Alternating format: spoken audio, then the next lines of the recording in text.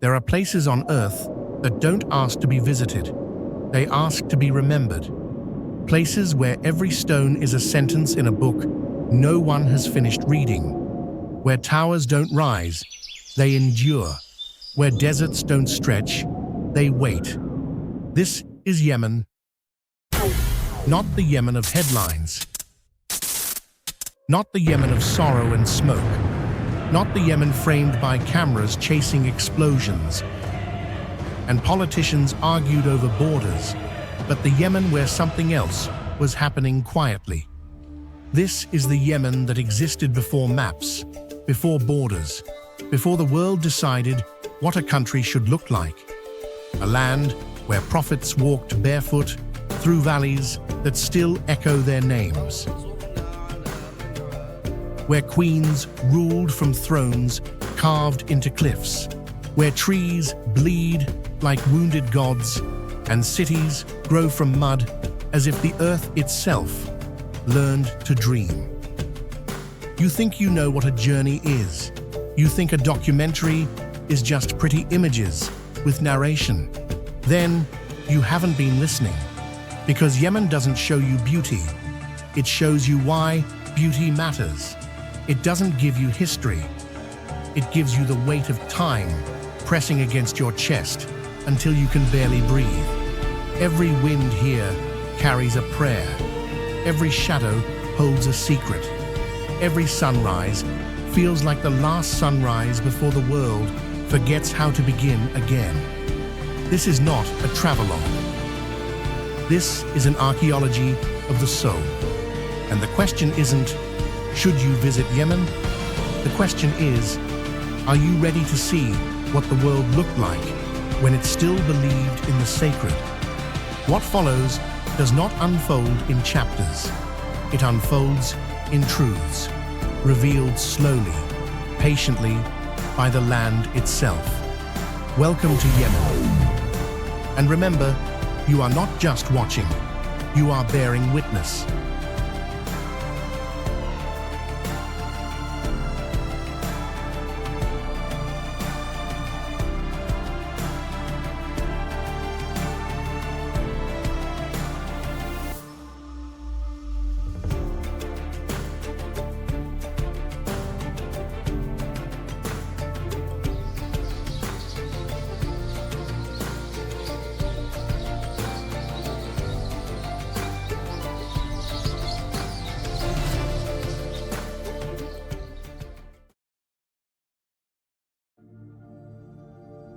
There are places on Earth where nature followed the rules.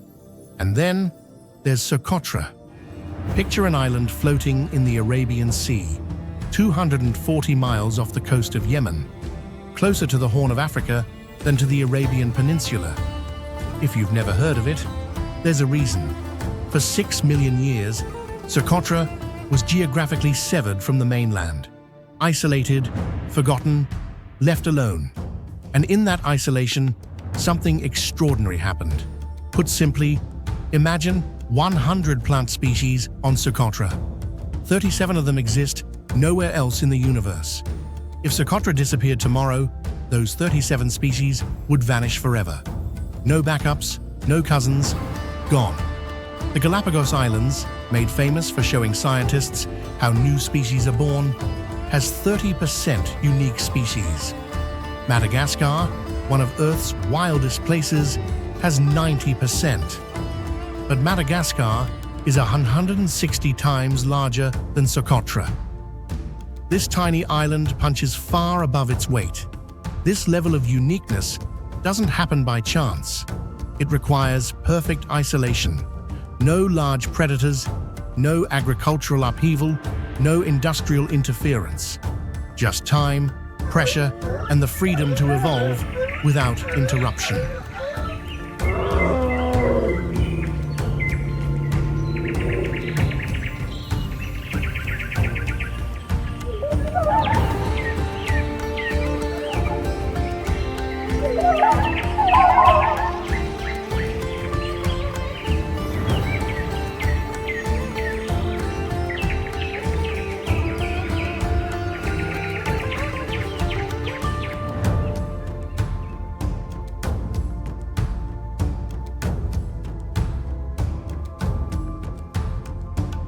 The result?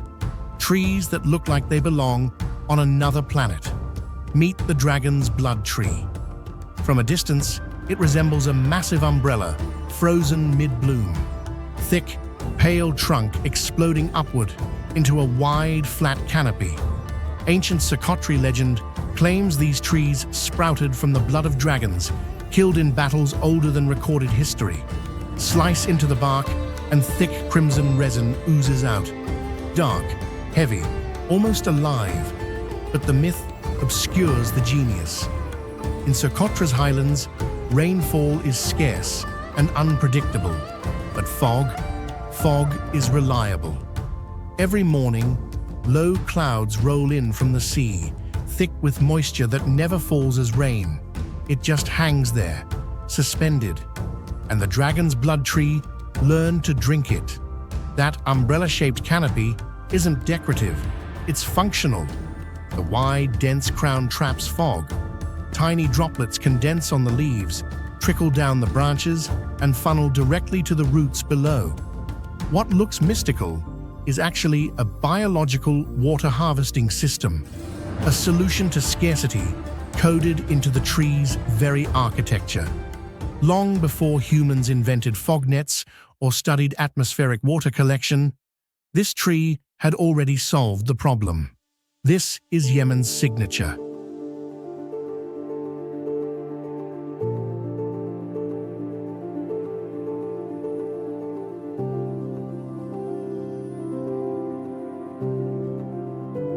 Survival here has never been about abundance. It's been about precision, about reading the environment so carefully that waste becomes impossible, about learning from a land that gives selectively, not generously. But isolation didn't just shape plants. On Socotra's western coast, fishing villages cling to the shoreline. Boats are simple, nets repaired by hand. Before dawn, fishermen light small fires on the sand, not for warmth, but for blessing. When dolphins swim alongside their boats, it's not spectacle, it's information. Dolphins signal where fish gather, where currents shift, where the sea is willing to give. The fishermen don't conquer the ocean, they listen to it. This intelligence, reading conditions so carefully that survival becomes instinct, didn't start with people. It started with trees, harvesting fog, with plants bending towards scarce water, with ecosystems adapting to isolation. Humans simply learned to do the same. And once you learn to read an environment this carefully, you begin to build differently. Not to dominate, but to fit. This was a different scenario on Yemen's mainland, where survival required a different kind of intelligence. Not the freedom to evolve separately, but the discipline to adapt constantly. What emerged wasn't domination, it was negotiation. And the results have stood for centuries.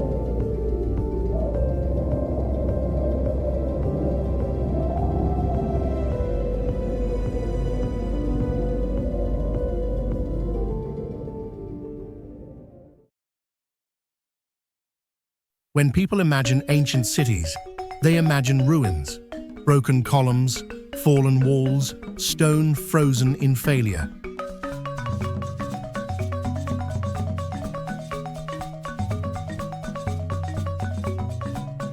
But some cities weren't built to impress history. They were built to survive it. Rising from the desert floor in eastern Yemen stands a site that shouldn't exist. Shibam, a city built almost entirely from sun-dried mud, stacked 7 to 11 stories high, standing exposed in an open valley, vulnerable to floods and invasion. And yet, it has endured for over 500 years, through empires, through wars, through a modern conflict that has shattered so much else. While medieval Europe was still figuring out two-story construction, Yemen was building high-rises from dirt that have outlasted most modern buildings designed with steel, concrete, and electricity. Here's the part that should make you pause. The oldest tower in Shibam is from the 1500s. It's still occupied, not preserved as a museum, not reinforced with modern materials. People live there, cook there, raise children there, in a building made of mud, sun, and precision. From a distance, Shibam looks fragile.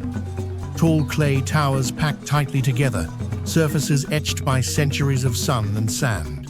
But fragile is the wrong word. Every design choice was deliberate.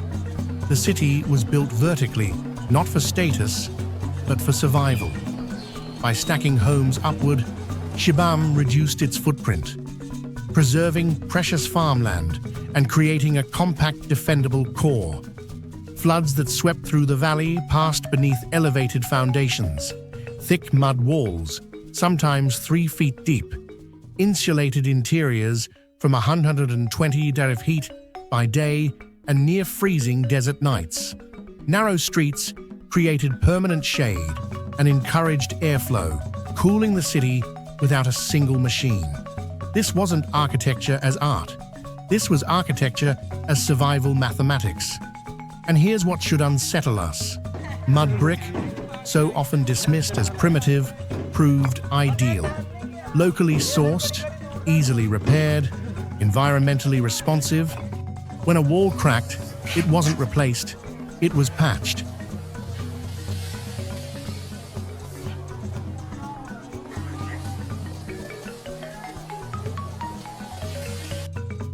When rain eroded surfaces, communities rebuilt together. Maintenance wasn't a design flaw, it was the design. Shibam survived because people were part of its architecture. Modern cities don't work this way. Concrete fractures, steel corrodes, systems fail catastrophically, and when they do, entire structures are abandoned, sealed off like tombs. Shibam's materials fail gently, and gentle failure is easier to recover from. This principle, designing systems that degrade safely instead of collapsing, is something modern engineers are still struggling to replicate. Yemen never forgot it, but Shibam wasn't alone. High in Yemen's western mountains, where cliffs drop sharply and land offers no mercy, entire villages cling to vertical stone faces. At first glance, these settlements appear impossible. Homes gripping mountain sides as if gravity had been renegotiated. The logic is brutal and clear. Floods couldn't reach them. Invaders couldn't approach easily. Heat dissipated at elevation. Wind cooled interiors naturally. Each house was anchored into the mountain using stone cut and fitted so precisely that walls locked together through weight alone. No mortar required. When earthquakes struck, these structures moved with the mountain instead of resisting it. They survived because they respected their limits. Modern civilization often behaves as if limits are temporary inconveniences. Yemen treated them as permanent facts, and that mindset changes everything. What makes Yemen different isn't that it built beautiful things. It's that it built intelligent things that happened to be beautiful, and those things are still standing.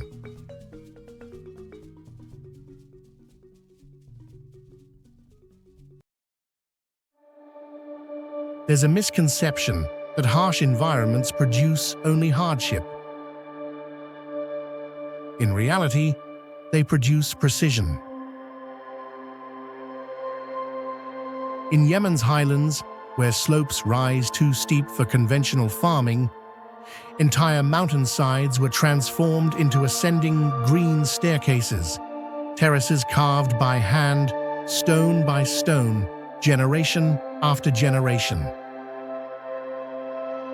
From above, they looked like waves frozen mid-motion, each curve a signature of human persistence etched into rock.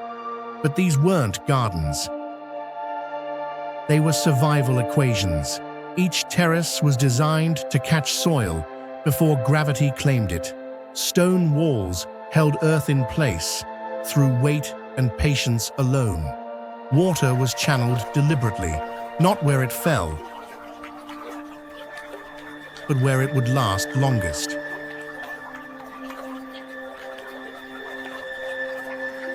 Yemen's rainfall doesn't arrive on schedule.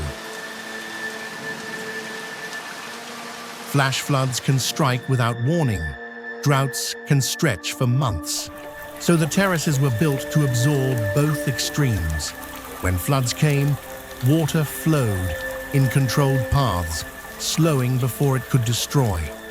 When droughts arrived, moisture trapped within stone walls sustained crops longer than open fields ever could. This wasn't agriculture imposed on land. It was agriculture negotiated with it.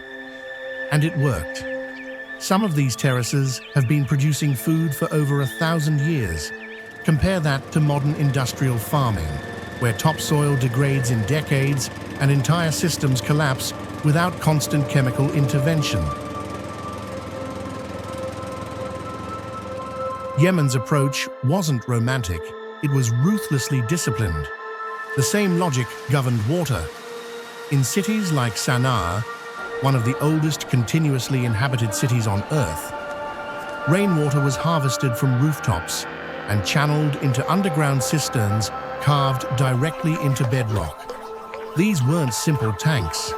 They were cathedral-sized chambers, some holding enough water to sustain entire neighborhoods through 6-month droughts. Gravity-fed networks distributed water fairly across districts. No pumps, no fuel, no centralized authority. The system worked because everyone understood its fragility, and because of that understanding, everyone protected it. Here's the part modern cities forget. Shared scarcity creates cooperation. Shared abundance often doesn't. This is the pattern that defines Yemen. Architecture here isn't isolated from culture, it's woven into it. Buildings survive because communities value maintenance. Cities endure because people see them as extensions of themselves, not replaceable assets. What Yemen demonstrates isn't that modern tools are unnecessary. It demonstrates that tools alone are insufficient. Without systems designed for participation, repair, and restraint, even the strongest materials decay into monuments of good intentions. Yemen built systems that expected imperfection and planned for it. In Sana'a's old city, multi-story homes rise side by side, built from baked brick and volcanic stone, trimmed in white gypsum that catches light like fresh snow. Stained glass windows scatter prismatic color into dim interiors. This density didn't fracture community. It concentrated it. Streets narrow into conversation. Neighbors became witnesses to each other's lives, not by choice, but by design. And that intimacy created accountability. Because when survival depends on collective memory, forgetting becomes dangerous.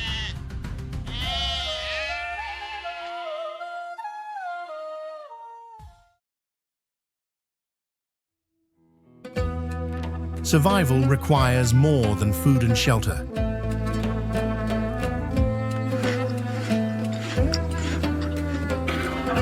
It requires meaning.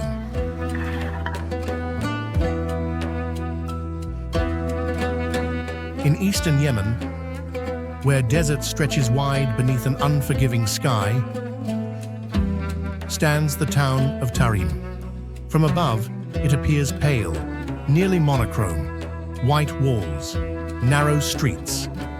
But within this small area rise over 360 mosques. Why would a town of fewer than 100,000 people need 360 places of worship? Because Tarim was never built for commerce or conquest. It was built for continuity. For centuries, Tarim functioned as one of the most important centers of Islamic scholarship in Arabia. Knowledge here wasn't centralized in a single institution. It was distributed like water through irrigation channels, flowing everywhere, impossible to cut off. Every mosque served as a classroom. Every courtyard became a place of instruction. Manuscripts were copied by hand, memorized by heart, transmitted across generations without reliance on printing presses or state support. This decentralization made the system resilient. If one school closed, dozens continued. If one library burned, memory persisted elsewhere. Knowledge didn't live in buildings, it lived in people. Education in Tarim was never separated from daily life. Children learned scripture alongside ethics, astronomy alongside poetry. Scholarship existed alongside humility. Learning wasn't a profession, it was a responsibility, like maintaining the water cisterns or repairing the walls. This created a different relationship to information. Knowledge wasn't something to accumulate for status. It was something to carry carefully, like water in dry land, precious because it sustained life. Not because it elevated the carrier. That mindset protected it through centuries of political upheaval. But memory doesn't always survive intact. Further west lies the city of Zabid, once a beacon of intellectual life. For centuries, dozens of religious schools lined its streets. Scholars debated theology, science, and law beneath oil lamps that burned late into the night. Today, Zabid feels suspended, not ruined, but fading. Walls lean slightly, plaster flakes like old skin, courtyards echo with the ghosts of voices that once filled them. The lesson here isn't about destruction, it's about erosion. When memory isn't actively maintained, when it becomes something to honor rather than practice, it doesn't vanish suddenly. It thins, and once thinned, it becomes vulnerable to the next crisis, the next war, the next generation that forgets to ask questions. Zabid doesn't accuse, it warns. Yet even here, persistence flickers.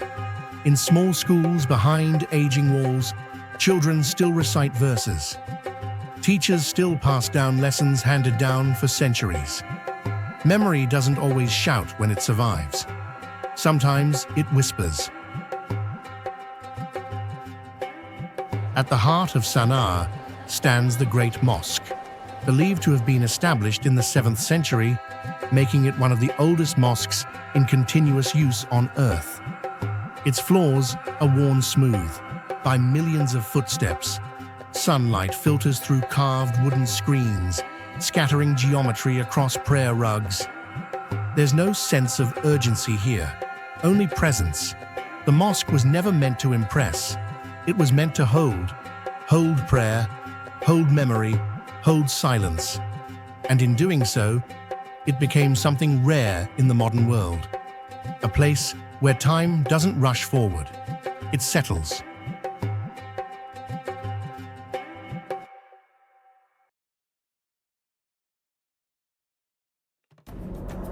There comes a moment in every journey when you realize you're not just observing, you're being measured. Yemen doesn't ask you to pity it. It asks you to reconsider what you thought you knew. Modern civilization operates on certain assumptions. That progress requires replacement. That sustainability needs new technology. That intelligence must announce itself, loudly documented and certified, or it doesn't count. Yemen quietly dismantles all of this. It shows us cities that solved climate adaptation centuries before the term existed. Buildings made from mud that have outlasted steel and concrete. Water systems that function without electricity. Communities that preserved knowledge through wars, famines, and empires, without universities, without printing presses, without any of the infrastructure we consider essential. These aren't romantic accidents. They're the products of hard constraints taken seriously. When failure means death, design becomes precise. When resources are scarce, waste becomes unthinkable. When there's no rescue coming, adaptation becomes the only religion that matters. Yemen built systems knowing there might not be a second chance to get it right, and those systems are still standing. The irony cuts deep. Some of the places most dismissed as backward were solving problems the developed world is now scrambling to understand. But those solutions were never packaged for export. They remained embedded in stone, habit, belief, landscape, which made them easy to erase from the global conversation, until the planet itself started asking the same questions Yemen answered centuries ago. Because climate collapse doesn't wait for innovation cycles, water scarcity doesn't pause for venture capital, social breakdown doesn't care about credentials. And in those moments of pressure, Yemen's intelligence becomes relevant again, not because it's exotic, because it works. This is not a call to idealize Yemen. The country has endured devastating conflict. Lives have been shattered, futures stolen. That truth remains. But suffering doesn't erase intelligence. Trauma doesn't cancel history. What makes Yemen extraordinary isn't that it's been wounded. Many places have.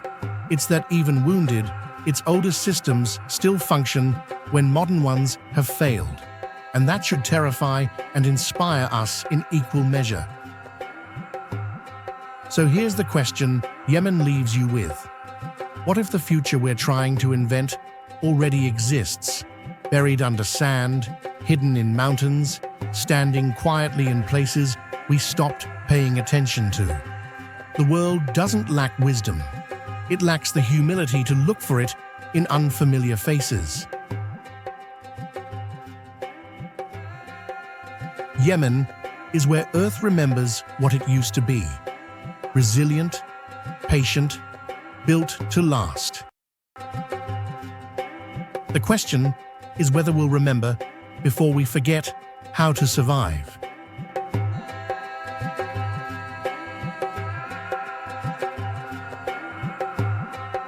If this shifted something in you, share it. Not to save Yemen, but to save the conversation. Because the places we ignore often hold the answers we're searching for. Still standing, still breathing, still waiting for us to listen.